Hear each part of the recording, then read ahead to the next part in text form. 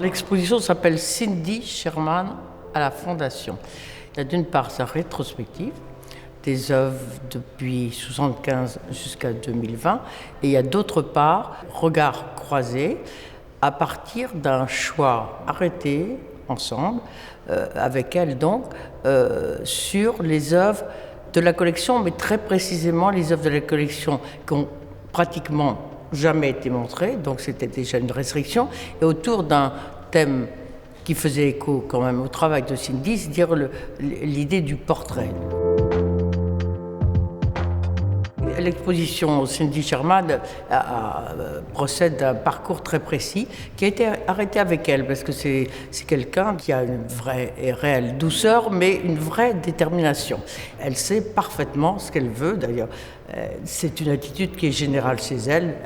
C'est une femme qui prend tout en main. Et donc le parcours est intronisé par une séquence sur le cinéma, parce que le cinéma a été une composante essentielle de tout son travail, depuis 1975 jusqu'à aujourd'hui. Le cinéma des années 50 et le cinéma des années 20. Alors l'exposition Cindy Sherman, elle est chronologique dans ses grands mouvements, parce qu'il y a quelques écarts. Et un de ces écarts, c'est celui qu'on a réservé au cinéma, qui s'appelle les Untitled Film Stills, où elle se déguise en star du cinéma dans différents films, où elle crée ses décors, elle crée ses rôles. Et cette attirance pour le cinéma, ce cinéma comme un monde où elle vit, où elle s'incarne, on l'a développé à travers 2 autres séries. Les Rear Screen Projection, où elle joue devant une diapositive, où elle refait des faux films. Et on l'a élargi jusqu'à une série beaucoup plus récente, qui s'appelle les Flappers, et qui sont un peu des actrices passées, des stars passées qui sont perdues dans les années 20. Donc on a cette série d'images qui ouvre l'exposition et qui montre un des imaginaires de Cindy Sherman, un imaginaire fort, mais qui n'est pas le seul en fait, c'est ce que montre l'exposition aussi. Cindy Sherman dit souvent je ne fais pas de portraits, je ne fais pas des autoportraits, je fais des personnages. Et évidemment, ce à quoi on pense, des personnages qui existent, c'est des personnages cinématographiques. Et ceux qui habitent notre imaginaire de manière majoritaire, en tout cas dans les années 70-80, c'est peut-être plus le cas aujourd'hui, ce sont les acteurs et les actrices de cinéma. Et puis ce qui l'intéressait aussi, c'était de jouer sur ce modèle, puisque généralement, l'actrice, le modèle, la modèle, c'est une femme, le réalisateur, c'est un homme. Et là, elle fait tout, du début à la fin. Elle est à la fois la modèle, mais elle est aussi la réalisatrice, la costumière, la metteuse en scène, etc. Le propos de Sherman sur les clichés, il est très ambigu. Elle casse le cliché puisque c'est elle qui produit son image, et dans le même temps, elle est obligée de recourir au cliché pour être reconnue, en quelque sorte. Ce sont des images fortes, plus que la position de faiblesse qui est mise en scène, ce qui est révélé, c'est la capacité de narration à partir d'images fixes. Comment, à partir d'un regard, d'un croisement, d'un œil qui se baisse, d'un livre qui est saisi, elle crée un film en une image.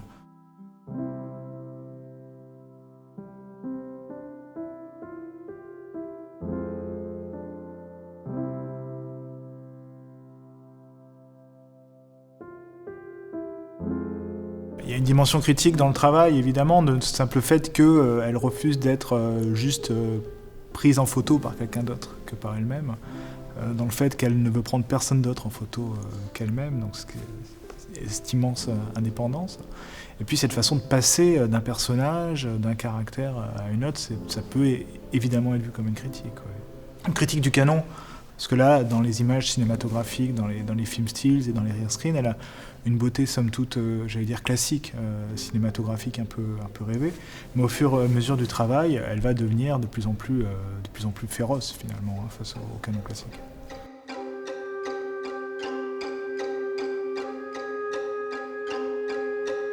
Tous ces personnages qu'on voit ici, c'est elle tout le temps, elle. Elle le dit dans un petit album de famille, c'est moi, c'est moi, c'est moi. Et ce Zatsmi, même si vous ne le savez pas, c'est toujours elle. Donc il y a cette dimension très personnelle, très intime, biographique sans le vouloir, et la dimension sociétale, puisqu'elle interroge la mode, le féminisme, le cinéma, avec une distance. Ensuite, elle passe à un registre plus sentimental et plus lyrique. On la voit elle-même comme modèle dans la série des centerfold, donc des photos horizontales, où c'est plutôt l'image d'une jeune fille sentimentale, triste, apeurée, qui raconte une histoire un petit peu. Ensuite, dès les années 80, elle aborde la mode. Il était assez naturel qu'elle s'intéresse à la mode puisqu'elle se déguise. Donc elle se sert de tous les vêtements qu'elle peut trouver, qui sont soit des vêtements de fripe qu'elle invente, qu'elle retravaille, soit bien sûr des vêtements de grands couturiers qui sont déjà connotés, qui ont un style, une architecture. Mais ce qui est intéressant dans ce travail sur la mode, c'est qu'elle va évidemment faire le contraire, j'appelle ça faire la fashion victime, c'est-à-dire qu'elle va déconstruire les archétypes glamour et tous les beaux habits qu'on lui prête, puisqu'elle a des habits comme des garçons, de Dorothée Biche, de Dior. On ne reconnaît plus les vêtements et elle montre le côté sordide de ces mannequins, le côté burlesque, le côté grotesque, comme on peut le voir sur ce genre d'images. Et curieusement, elle va passer de la mode aux mannequins et aux vrais mannequins de plastique. Et ce qui est intéressant, c'est justement pour représenter l'acte sexuel, des tas de poses et des postures très érotiques, elle ne s'est pas servie de son propre corps, elle a eu recours à des mannequins. C'est ce qu'on a appelé les sex pictures, des mannequins et surtout des prothèses qu'elle a découpées, des prothèses médicales qui sont assez terrifiantes. D'ailleurs, cette série, elle les appelle aussi des horror pictures, donc c'est des tableaux un peu terrifiants. Et elle va même plus loin un moment, après les mannequins, elle disparaît complètement de l'image et elle n'apparaît que dans un reflet de lunettes. Elle est quand même présente, donc il y a un petit clin d'œil, en je suis encore là, dans le reflet de la lunette. Et là, on est dans l'horreur absolue, dans se faire peur. Donc là aussi, ça fait partie du jeu de montrer ou des contes de fées ou des scènes d'horreur macabres dans son travail. On dit que la mascarade est une féminité. Il y a une psychanalyste, John Rivière, qui a mis en parallèle la féminité et la mascarade. Et là, on est vraiment dans la mascarade, au sens premier du terme, c'est-à-dire le maquillage, le travestissement, l'idée de vraiment être quelqu'un d'autre, de se cacher derrière un masque, puisqu'elle ira même jusqu'au clown, qui est vraiment le masque par excellence. Et ce qui est intéressant, qu'elle ait abordé ce thème du clown, qui est plutôt souvent un thème masculin, puisque certains grands artistes comme Paul McCarthy, Hugo Rondinone, ont abordé cette figure du clown. Donc Cindy Sherman avait un peu un challenge. Qu'est-ce que moi je peux apporter sur la figure du clown ? Alors évidemment, il y a un maquillage encore plus outrancier. Il y a des clowns qui font terriblement peur, comme dans certains films d'horreur où le clown fait peur aux enfants. Il y a des clowns féminins, le clown est féminin.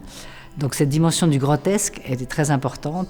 Et le clown vient aussi du masque, parce que juste avant cette série, elle a fait une série de masques, et aussi le prolongement des mannequins, d'une sorte de déshumanisation de sa personne, d'elle-même.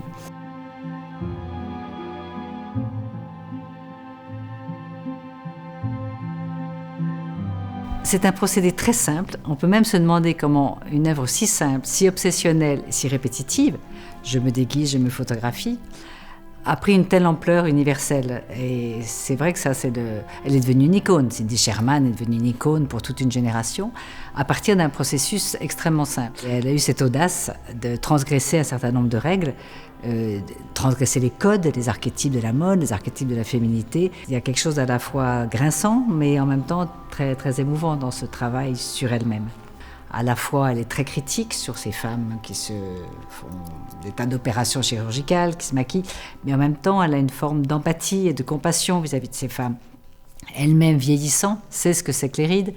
Donc, ce qui est extraordinaire dans son travail, c'est que depuis les travaux des années 70 jusqu'aux derniers travaux sur, la fluidité des genres, sur le passage homme-femme qui est tellement à la mode, elle est un reflet de toutes les problématiques de la société. Et je dirais que c'est une vaste comédie humaine vue par une femme. Et c'est ça qui est très intéressant. Avec Cindy Sherman, je lui ai proposé un choix des œuvres de la collection qui n'ont, pour la plupart, jamais été montrées. C'est Crossing Views. La forme et le fond, ce sont toujours des portraits ou des autoportraits. Il y a des photos, il y a de la peinture, il y a des installations, de la vidéo, des sculptures aussi. Alors évidemment, sur le plan formel, et ça change beaucoup, mais c'est toujours une référence à l'idée de portrait. C'est le moi-je individuel qui est le moi-je universel. On montre comment l'individu, c'est cela encore, avec malgré tout les contraintes sociétales qui vous forcent à être ceci plutôt que vous-même, c'est-à-dire à côté de sa propre identité, et aujourd'hui une libération qui est au fond rassurant et troublant en même temps.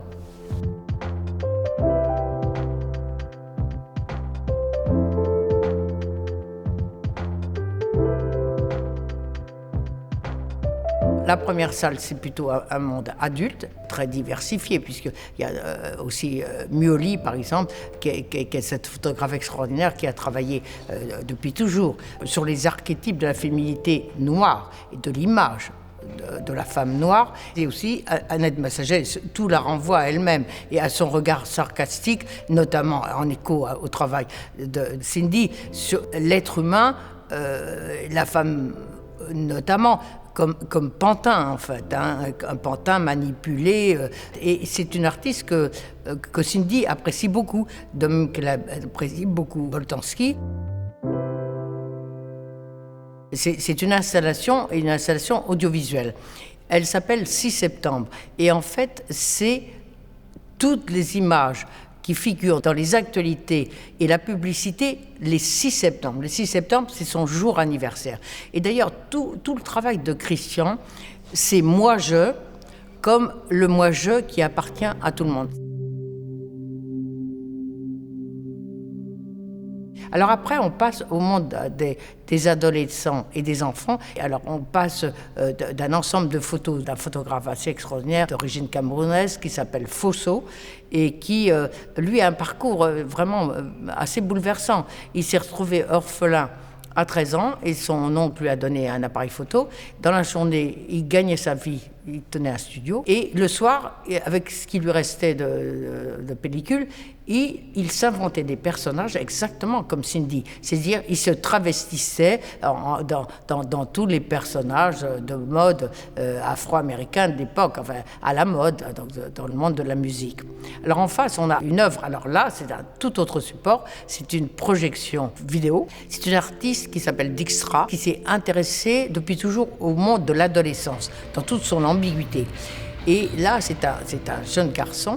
Elle leur a proposé de choisir un morceau de musique, la musique qu'ils voulaient, et qu'ils s'expriment dessus. Ils s'oublient dans l'image, mais en même temps, ils se sait malgré tout regarder. Et cette ambiguïté-là, alors, elle était aussi très, très fascinée, Cindy. Après, c'est le monde de l'enfance. Alors, c'est très touchant. On a une petite vidéo qui est irrésistible, je trouve, d'un artiste d'origine libanaise. Et c'est deux enfants, tout petits, ils sont encore en pyjama, et qui se prennent pour des DJ. C'est à mourir de rire, c'est un petit film de 3 minutes. Après, on est dans le registre plus émotionnel. Il y a de très beaux dessins aussi ABC Med à partir de photos tout à fait iconiques du XXe siècle. Et on finit sur un petit film de 6 minutes. On riait dans l'autre, mais obligé de pleurer. C'est 6 minutes, c'est tout court, de Rosemary Truckle. C'est un film qui date déjà de plus d'une vingtaine d'années. Et ce film, il est franchement bouleversant. Nous sommes dans la Galerie 7, qui est consacrée au travail de Louise Bourgeois. L'œuvre phare, c'est cette œuvre qui est présentée ici, qui s'appelle No Exit, qui est une œuvre de la fin des années 80. Le titre est très évocateur, No Exit, pas de sortie, pas d'échappatoire, on n'échappe pas à ces traumatismes infantiles. Et la pièce aussi évoque, par cet escalier qui ne mène nulle part, la dualité entre intérieur et extérieur, entre la dualité de l'intériorisation de ses émotions et l'extériorisation de ses sentiments. Et malgré tout, l'artiste a placé à l'intérieur des escaliers, on peut rentrer dans la pièce et voir à l'intérieur des escaliers 2 cœurs. L'artiste a voulu affirmer l'importance vitale de l'amour malgré ces traumatismes de l'enfance.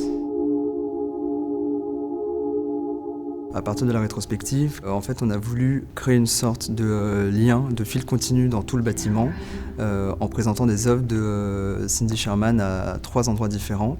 Après avoir présenté un album en fait, de photographies de sa collection personnelle, puis des papiers peints dans les espaces interstitiels, on a souhaité présenter ici un ensemble d'œuvres inédites, un ensemble de 7 tapisseries qui n'ont jamais été présentées au public. Pour lesquels elle développe en fait une nouvelle technique et qui marque vraiment un tournant dans son travail. Donc toutes les images en fait que l'on voit ici, c'est toujours Cindy Sherman qui en est le modèle et le photographe. Elle se photographie avec son téléphone portable à la manière d'un selfie et ensuite elle va commencer sa métamorphose en utilisant différents types d'applications.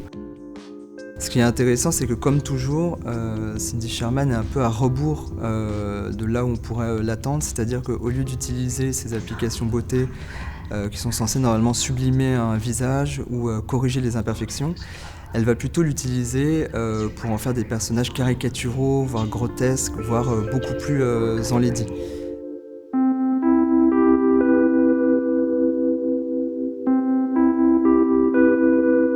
Et c'était assez intéressant de voir que d'un côté, Cindy, en effet, à partir des photos Instagram, refuse la beauté idéale, refuse complètement les dictats de la société de la mode, et que de l'autre côté, c'est au contraire, Cogitor donne une profondeur tout à fait autre à l'image qui est au fond très en surface.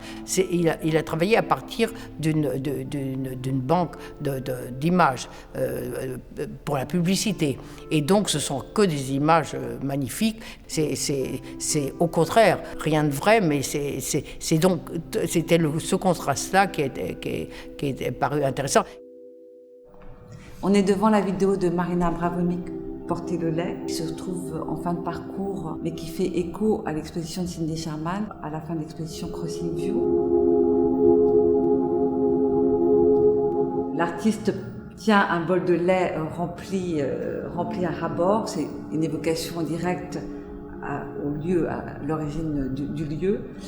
Et ce bol, malgré sa concentration, se déverse petit à petit sur sa longue robe noire.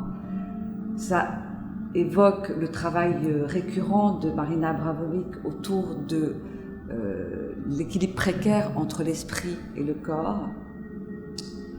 C'est toute une série de performances et de vidéos qui ont été faites autour de la figure de Sainte Thérèse d'Avila. Donc c'est une œuvre assez mystique, contemplative, très différente de ce qu'on peut avoir connu de son travail.